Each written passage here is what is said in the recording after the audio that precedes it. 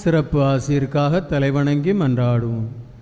தண்ணீராலும் தூயாவியாராலும் புதுபிறப்பு அடைந்த உங்களை தம் சொந்த மக்களாக்கிய எல்லாமல்ல தந்தையாகிய இறைவன் உங்களுக்கு ஆசி வழங்கி உங்களை அன்போடு காத்தருள்வாராக.